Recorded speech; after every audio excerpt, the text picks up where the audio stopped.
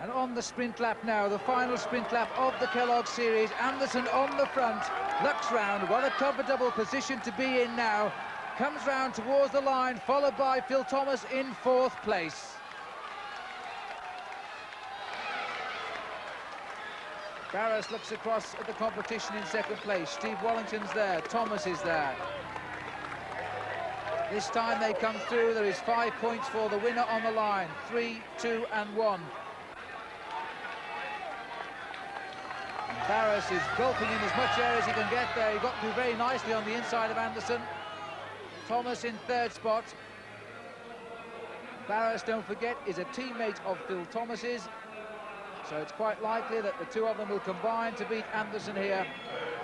They're going to have to be very strong to do that. Anderson goes back in the lead, and as he does, he takes the 5 points, and I've got a feeling the riders didn't realise that was the sprint, but it most certainly was. And almost by default there, but very fittingly, Anderson took the 5 points, and that will confirm him as the overall winner of that series. And all this is happening with just 2 laps to go to the finish next time. 2.5 laps to go at the moment.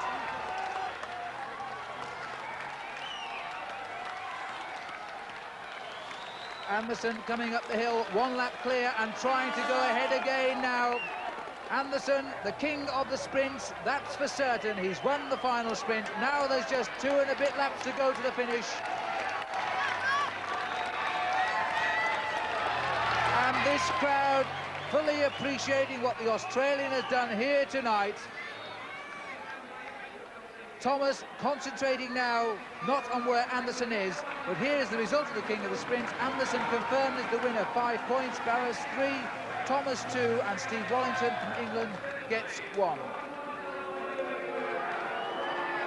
And so, as Anderson goes out of sight with 1 lap to go, the overall situation confirms Anderson as winner of the king of the sprints with 52 points, an enormous score. Alan Piper's second with 28, Steele Bishop with 20, all Australian, and Phil Baton finishing in 4th place with 15. 1.5 laps to go to the finish. Ian Binder on the front. And Thomas now not concerned with Anderson, but concerned with finishing 2nd or 3rd at the end of this race to confirm himself as the winner of the Kellogg's Championship.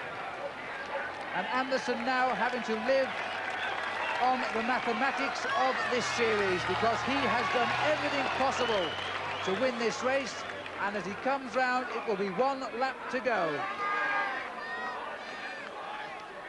Well, there's no doubt about the star tonight. It's Anderson, Anderson, Anderson. His name is on the lips of everybody here. The Aussie gets the bell. 1 lap to go. The main field goes through. Anderson looks over his shoulder. He's going to win the day, whatever. He won at Glasgow. He was 2nd at Bristol.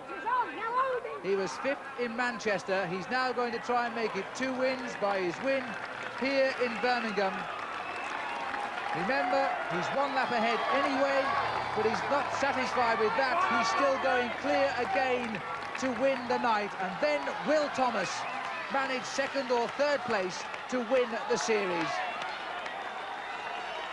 So as Anderson goes through, Sid Barras doing all he can for his teammate, keeping the pace high, leading out Phil Thomas. 3rd place, Alan Piper. And as Anderson takes them into the straight, Anderson leads up towards the line, but Thomas is in 3rd place at the moment. He wants 2nd or 3rd for the title. Thomas kicks for home now. Anderson looks over his shoulder. His heart will have dropped a mile as he sees Thomas finish 2nd. Phil Thomas wins the Kellogg's City Centre Championship, and Phil Anderson wins the King of the Sprints. And what a result, and what a finish by Phil Anderson, and the crowd have loved every minute. Well, what can you say of a rider like Phil Anderson and Phil Thomas, Jeff? What a frightening display of relentless power there by Phil Anderson. What an amazing rider. And little Phil Thomas here played it shrewdly, played it cleverly, didn't panic at all. and he tied up this Kellogg series. But the man of the night must be the Australian there in the green jersey, Phil Anderson.